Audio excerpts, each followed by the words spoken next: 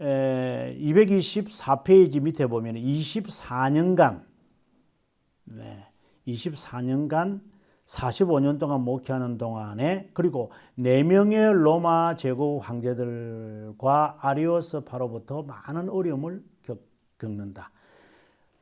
콘스탄티누스 1세한테도 핍박을 당하고 그의 아들 콘스탄티우스 2세에게서도 어려움을 당하고 그 다음에 그의 그 조카였던 그 배교자 율리아누스에게서도 어려움을 당하고 율리아누스 다음으로 황제가 된 발렌스에게도 어려움을 당하고 여러분 45년이라는 세월 동안에 황제가 되는 사람마다 어려움을 당해요. 그러니 이게 감당할 수 있겠느냐라고 하는 거다. 한 번, 두 번도 아니고 6번이나 당하면은 어떻게 될 것 같은가 하는 생각을 해보는 겁니다. 앞서도 말씀드렸지만 이런 분들을 또 기다렸다는 사람들은 또 누구예요? 저는 진짜 대단한 분들 같아요.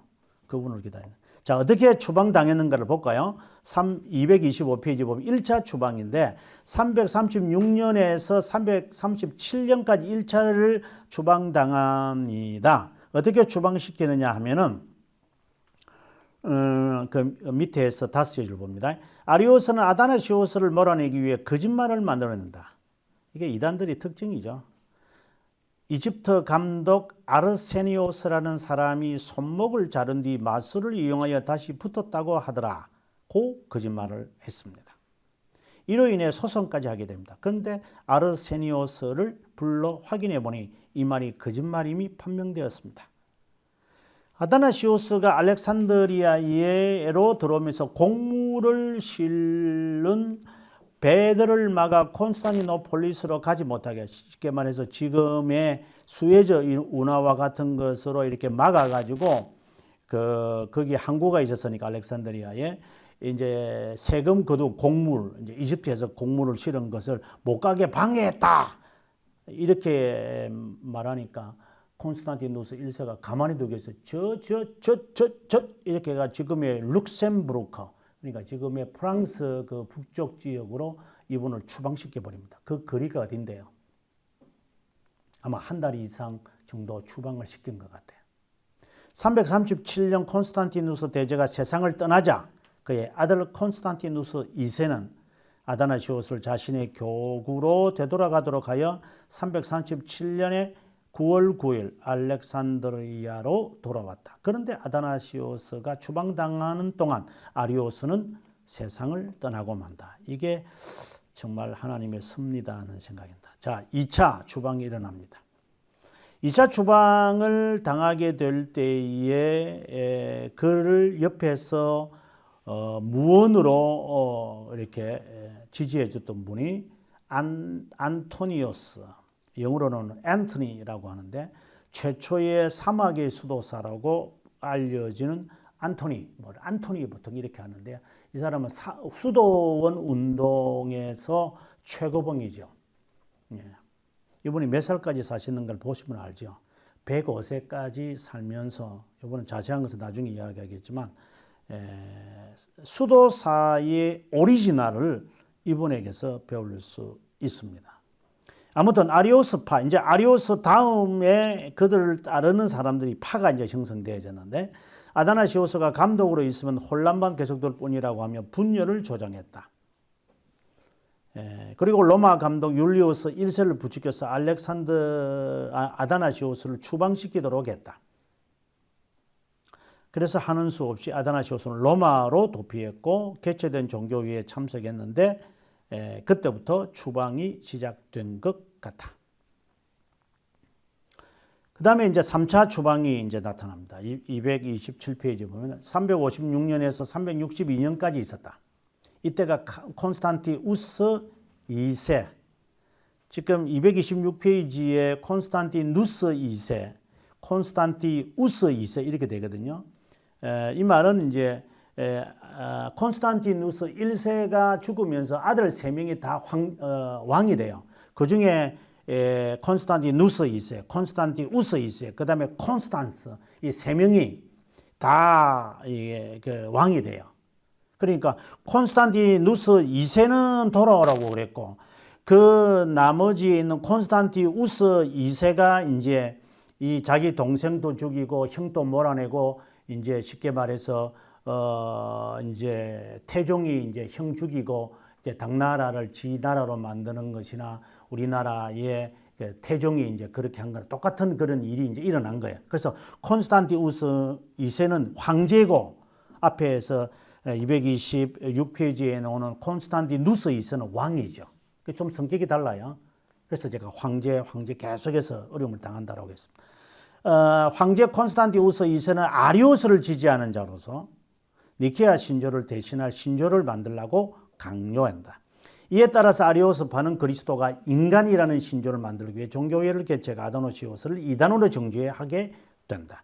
자, 여기서 여러분 하나 꼭 아시고 넘어가야 됩니다. 왜 황제들이 왜 그 아리우스를 지적할까요? 아니 그 콘스탄티누스 자기 이름으로 니케아 종교회의에서 이단으로 정죄, 자기가 그 자리에 앉아 있었거든요.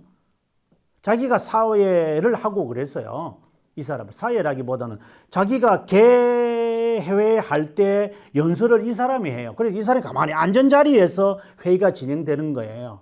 그런데 아리오스가 이단으로 정죄받는 거 다 알고 있는데 왜 콘스탄티누스 1세는 이거 지적하고 그의 아들 콘스탄티우스 2세도 이걸 지적하고 그의 손자였던 율리아누스도 아리오스를 지적하고 왜 이 사람들을 이렇게 이단을 이렇게 주둔할까요? 여기에 의문을 갖고 답을 갖고 있어야 됩니다. 그래야 이단들이 왜 정치성을 갖느냐를 우리가 답을 찾아내고 지금도 이단들인 다들이 왜 저렇게 급성장을 하는 이유가 있는 거예요. 그걸 우리가 알면 이제 우리가 어느 정도 이단을 뿌리째 뽑아내는 답을 찾아내죠. 아리오스의 주장이 뭐냐면 사람이 하나님이 된 거잖아요. 이게 양자론, 이제 이 사람이 주장하는 사상의 내용은 양자론이라 그랬잖아요. 이 사람의 이름을 따서 아리오스주의라고 하지만 그건 이름이고, 그 다음에 이 사람의 사상의 핵심은 양자론이라 그래요. 그래서 사람이 하나님이 될 수 있다. 인간이 하나님이 된 건데, 자, 이 말은 황제로서는 굉장히 달콤한 말입니다. 이건 정교 유착과 같은 건데, 지금 이제 이단들이 지금 정권과 상당히 이 교류를 하거든요. 간단하잖아요. 정치하는 애들한테 돈 뭉치 갖다 주면 되잖아요. 그렇지 않아요? 어느 국회의원한테 가가지고 10억 가져가라. 딱 이러면은, 오, 감사합니다. 프리패스 드리겠습니다. 그렇게 안 하겠어요? 예. 비서실장한테 가가지고 10억 딱 갖다 주면은 언제든지 들어주십시오.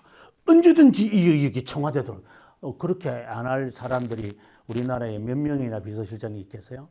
이단들은 이러한 것을 가지고 정부의 이 방해를 안 받으려고 그러는 거지요.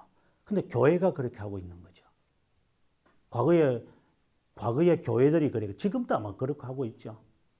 그래서 이 교회의 지도자들이 이 정권을 가진 자들하고 결탁하잖아요, 이게요. 그게 조창기도회와 같은 것들이잖아요. 그걸 통해 가지고 정치인들 불러와 가지고 저희 학교에서도 뭐 취임식 할 때 저하고 성기 같은 사람 데리고 와 가지고 그래서 저 여자가 왜 여기 와? 여자가 중요한 게 아니라 제가 이름을 안 바뀌려고 하는 게 아닌데 저하고 성기 같은 분이 와 가지고 연설을 하는 거예요. 저 왜 저지 저게? 보세요. 아니 총장을 취임하면 우리 교단의 훌륭한 분을 초청 안 하고 정치인들 데리고 와요. 이번에 총장 취임하시는 분들도 정치인 데리고 와요. 왜 데리고 오는 거죠? 아니, 신학교에 국회의원들이 와야 할 일이 뭐가 있어, 저기에. 근데 데리고 와요, 이 사람들이. 그러면 무엇을 의미하는 거죠, 그게요? 정치력이 있다는 것을 과시하는 건가요? 여러분 교회 목사님 취임할 때 여기에 시장이 오는가요? 뭘 시장 오시는 바가 있는 건 모르겠어요. 표 하나 얻으려고 시장 올라온지 모르겠지만 여기에는 시장이고 그런 게 없어요. 주님 앞에서는 다 그냥 일반 신자들이에요. 그런데 그런 자들이 세례도 안 받은 사람들이고 그리고 장로님도 기름 부음을 받지 않는 자들이 강대상 위에 올라가서 그래서 제가 참 저 사람들 재미있다. 이 사고 자체가 저는 다른 것 같아요. 이것은 이단이라는 게 아니라 이단자들이 잘하는 수법들인 거예요. 지금 한국 교회가 그렇게 하고 있으니까 이단들이 저렇게 판을 치도록 만들. 이단들이 그러죠. 너도 그러잖아. 너하고 우리하고 다른 거 뭐 있어? 한 말이 뭐 있는데요? 정말 말하기 어려운 거예요. 우리하고 다르다가 아무리 말해본들, 이렇게 아리오스가 이런 이론을 주장하면서 황제에게 말했을 때 황제가 이것을 거절할 이유가 뭐 있어요? 황제가 신인데요. 황제가 신이 될 수 있다고 말하는데 누가 그 이론을 싫어하겠어요? 그래서 정치성을 갖는다는 말이 바로 그 말인 것입니다. 교회는 절대로 정치적이 되었으면 교회는 망합니다. 우리 교단이 특별히 조심해야 됩니다. 우리 교단이 정치성을 가지려고 지금 막 활달하게 아니 교회 안에는 정치가 있어야 돼. 그럼 교회 정치라 그래요. 그럼 당연히 정치가 있어요. 사람이 있기 때문에 정치가 있어야 되지만 세속 정치와 결탁하는 것은 모두 잘라버려야만 됩니다.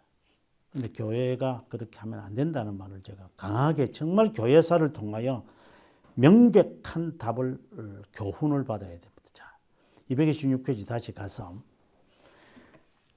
이사 추방의 339년, 346년 긴 세월입니다. 7년간 지금 이제 봤습니다. 그때에 안토니우스라고 하는 분이 직접 방문하여 알렉산드리아에 그 공백이 있으니까 아리오스파 이단 사상을 따르지 말라고 선언합니다. 그래도 뭐 전혀 아랑곳하지 않고 이제 뭐 쫓아냈으니까 좋다 하고 이제 활달하면서 이제 지냈겠죠. 227페이지 갑니다.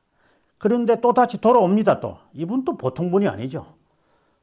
3차 추방이 이제 356년에서 362년 6년간 무려 이제 콘스탄티우스 2세에 의해서 이제 추방을 당하는데 이때의 상황을 이제 표현되어 있습니다. 27페이지 보면 356년 2월 8일 목요일 아다나시우스는 도시에서 가장 큰 교회인 데오나스 교회에서 성찬식을 준비하는 예배를 인도하고 있었다. 그런데 갑자기 교회가 포위되고 교회당 문이 부서졌다. 이런 명령을 내린 자는 시리아누스였다. 하지만 아타나시우스는 조용히 제단 의자에 앉았다. 지사님들에게 시편 136편을 낭송하라고 부탁했다. 그러자 회중들은 낭송하는 각 구절마다 큰 목소리로 그 인자하심이 영원합니다다 라고 응답했다. 그러는 동안 무장한 군인들은 성단소 그러니까 우리 같으면 이제 아랫강단, 이제 성례식 하는 강단을 말합니다. 애워쌌다. 하지만 회중들과 감독들은 두려워하지 않고 아다나시오스의 예식 인도를 받았다. 그가 기도로 시작하자고 권하자 군인들은 회중들과 예식을 인도하는 성직자들을 모두 교회당 밖으로 끄집어냈다. 그럼에도 아다나시오스는 조금도 당황하지 않고 예식을 이끌었다. 교회당 밖으로 끌려 나온 그는 6년 14일 동안 회중을 보지 못했다. 칼빈 선생이 이제 제네바에서 추방당하거든요. 이제 1538년 4월에 이제 부활절 설교를 하게 될 때에 그 당시에 시의회 사람들이 그 기강을 잡는 칼빈이 굉장히 기강을 많이 잡아요. 쉽게 말한다면 밤 9시 이후에는 그래 통행 금지를 시킨 거죠.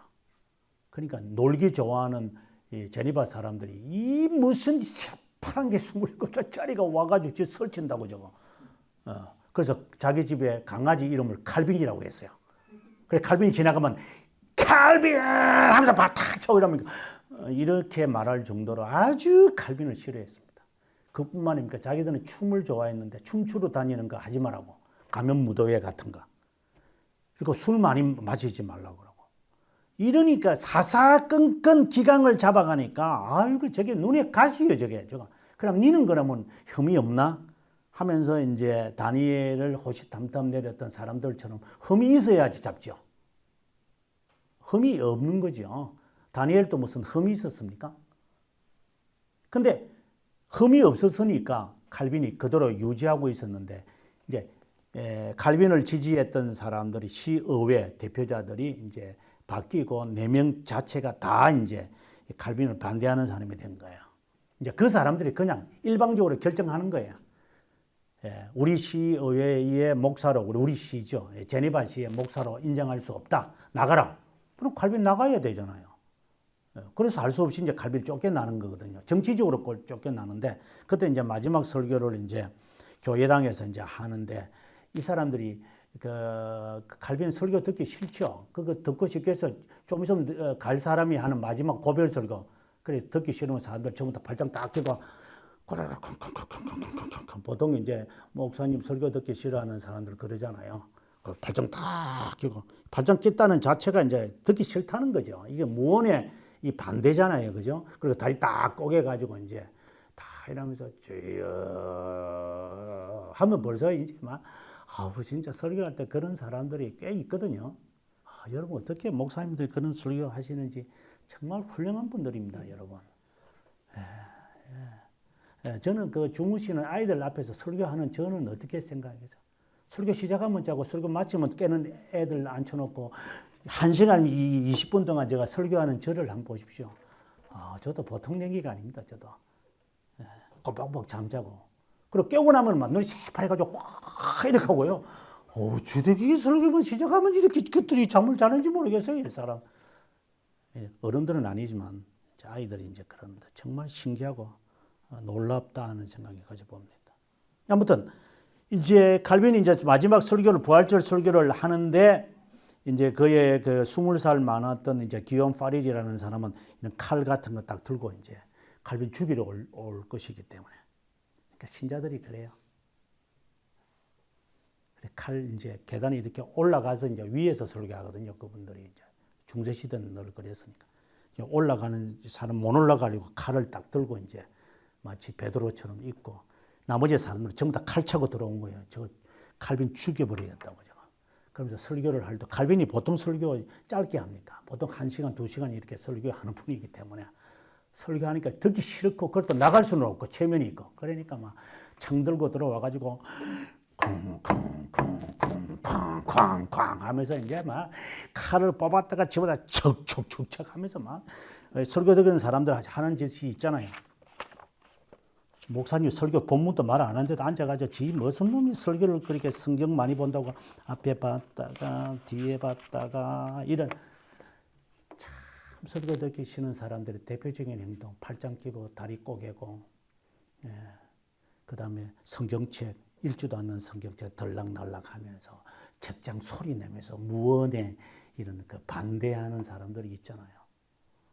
참 정말 그냥 조용히 나가면 좋겠어 그런 분들. 끝까지 남아있어요 또 이런 분들. 하여튼 그러한 분들이 있었는데 뭐 앞으로도 있겠죠. 한국 교회 안에.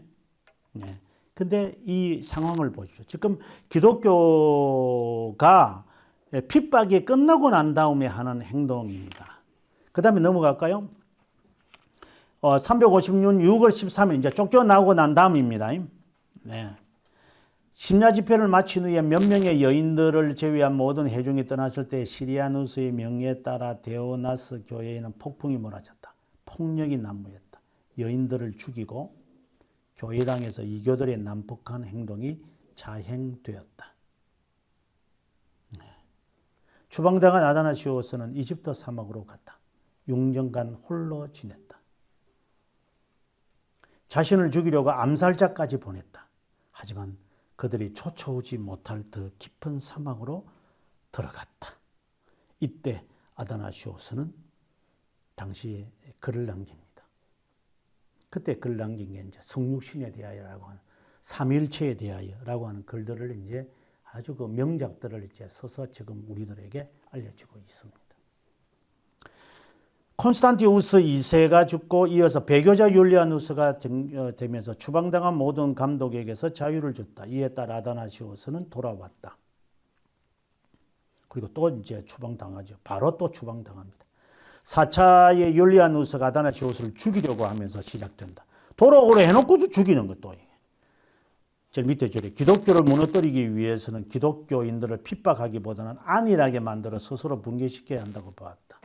이런 정책에 크게 걸림돌이 되었던 인물이 바로 아다나시오스였던 탓에 자신이 직접 죽이지를 못하고 자객을 보냈다. 하는 수 없이 아다나시오스는 기쁜 사막으로 갔다. 5차, 그 다음에 6차. 6차 추방을 당한 후 그가 세상을 어떻게 떠났는지 기록이 남아있지 않다. 367년에 추방을 당해서 아마 373년 이때에 아마 죽지 않았을까. 그 이후에는 본 사람이 아무도 없다고 했기 때문에 아마 373년에 세상을 떠났으리라고 생각을 합니다. 그 다음에 이제 넘어가서 이제 233페이지 밑에 갑니다. 6차 추방을 당한 아다나시오스는 영영 돌아오지 않았다. 정확하지 않으나 373년 5월 2일에 주님의 부르심을 받은 것 같아. 그의 동료이자 후배에 있는 그레고리오스 나치안제노스, 앞서 여기 넣어죠. 나치안제노스 동방교회의 그 박사 4명 가운데 한 명입니다. 나치안제노스는 그의 죽음을 애도하면서 다음과 같은 송덕문을 붙였다. 234페이지입니다. 그는 정말 겸손하고 낮은 데 마음을 두신 분입니다. 그분의 덕행은 비교할 데 없을 정도로 숭고했습니다. 그는 모든 사람들에게 정중했습니다. 그래서 사람들이 그분에게 쉽게 다가갈 수 있었습니다. 설교할 때 그는 온유했고 친절했고 열정적이었고 상냥했습니다. 더욱이 그분의 삶은 훨씬 뛰어났습니다. 그분의 삶은 천사와 같은 삶이었고 자신을 비난하는 자들에게 항상 부드러웠습니다. 결코 난폭한 대응을 하지 않았습니다. 그분은 항상 설교의 전장이었습니다. 누구든 그분을 닮고 싶어 했습니다. 금식과 기도로 금욕적 삶을 살았습니다. 여기에 금식과 기도로 이렇게 했는데 여기에 있는 분들이 다 그래 살았어요. 이분들. 당시의 지도자들은 금식과 이런 그 절제하는 것이 이분들이 뭐 신학교 나온 사람들이 아니거든요. 신학교가 없는데요. 그러나 이분들의 성품은요, 이 보통 사람들보다 차원이 달라요. 예를 든다면 암브로시우스는 당시에 그 밀라노의 시장이었어요. 근데 이제 감독이 죽으니까 사람들이 감독을 뽑아야 되니까 그래서 감독을 뽑을 때는 시민들이 뽑거든요.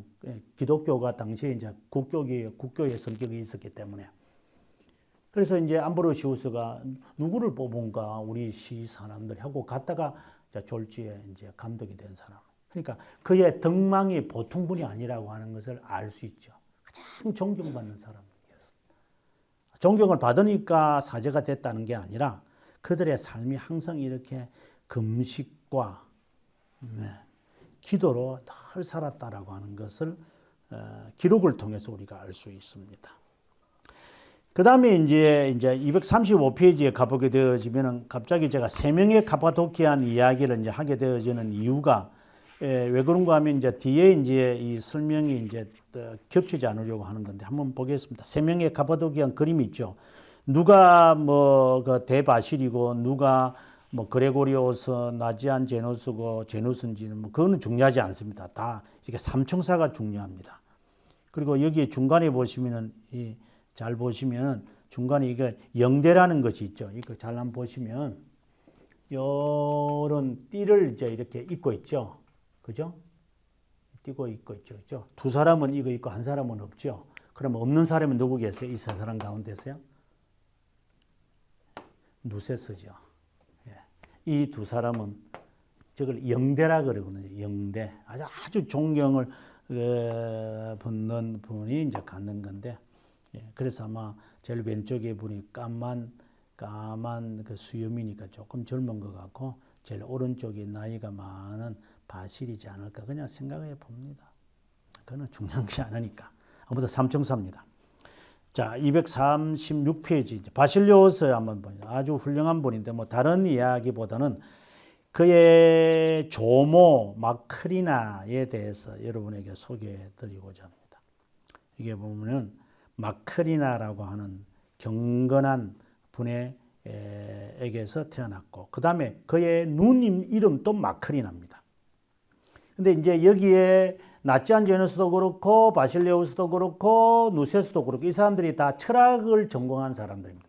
이 사람들이 철학을 배우려고 어디 갔느냐면 아테네로 가세요.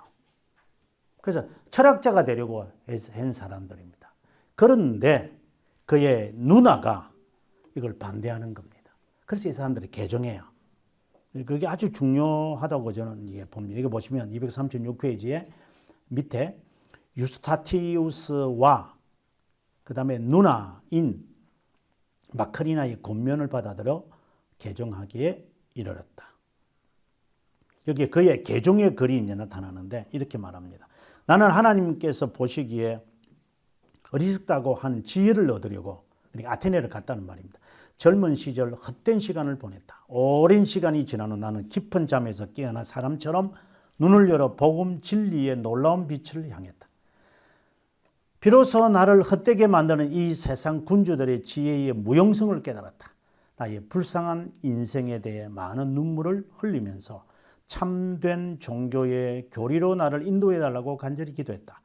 무엇보다도 나는 사악한 자들과 친분을 쌓으며 이것은 사악한 자들은 이제 철학자들을 말하기인데요.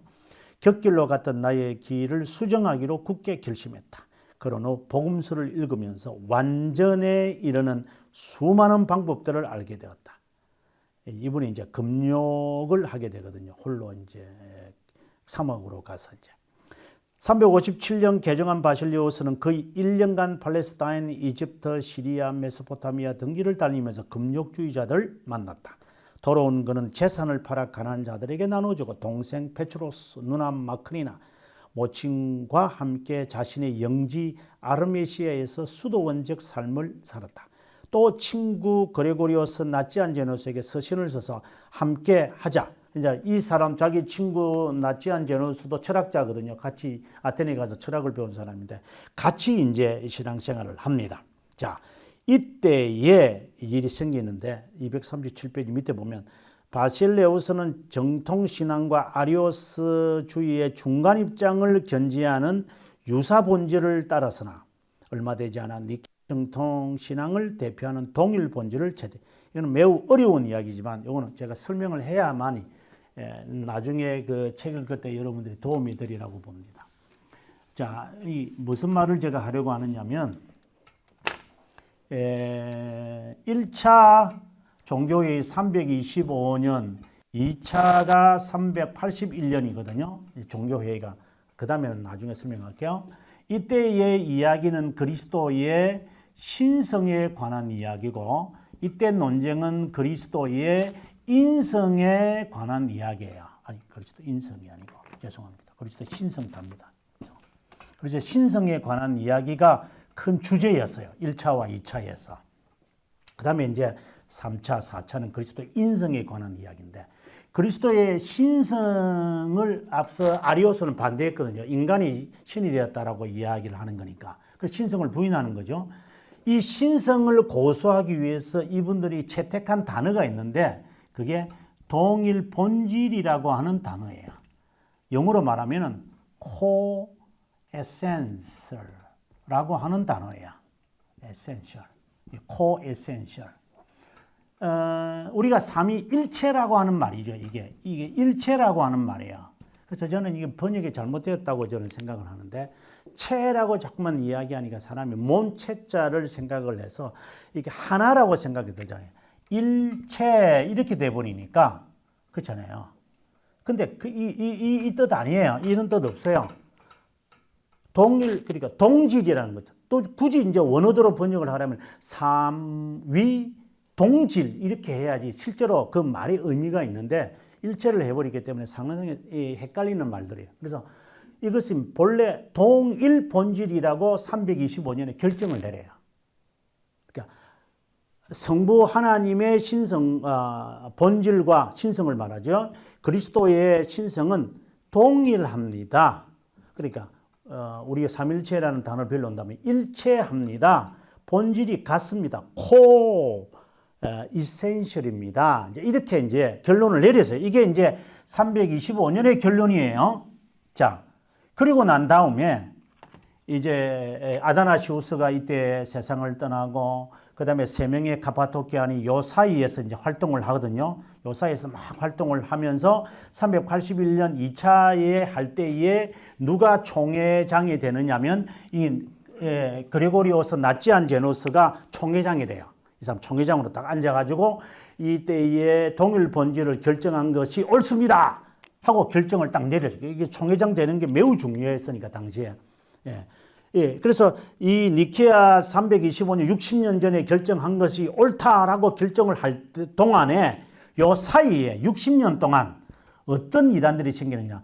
요 전에는 어떤 이단이 있었냐면은 아리오스파라고 하는, 제가 하도 말을 많이 하니까 아리오스파가 있었다면 요 사이에는 어떤 이단들이 활동을 했느냐면은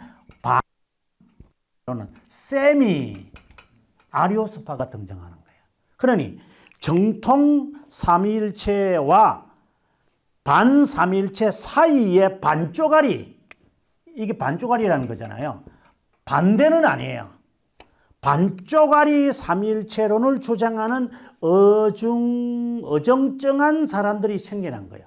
이 사람들이 뭘 주장하느냐면 유사 본질이라는 것을 주장해요. 유사 본질. 그래서 성부의 신성과 그 본질이죠. 그리고 성자의 본질이 동일일 수가 없어. 비슷하다고 이야기하자. 좀 어려운 말 하나 더 할게요. 이제 우리가 학교에서는 이렇게 말해요. 호모이오시오스 이런 말을 써요. 여기서 요걸 이제 I자, 이제 영어에는 I자지만 이거는 이제 그리스어니까 이오타라 그러거든요. 요거는 유사 본질이라는 말이고요. 그다음에 동일 본질이라는 헬라어를 제가 써볼게요. 이게 헬라어가 아니고 이제 발음성으로 만들었을 때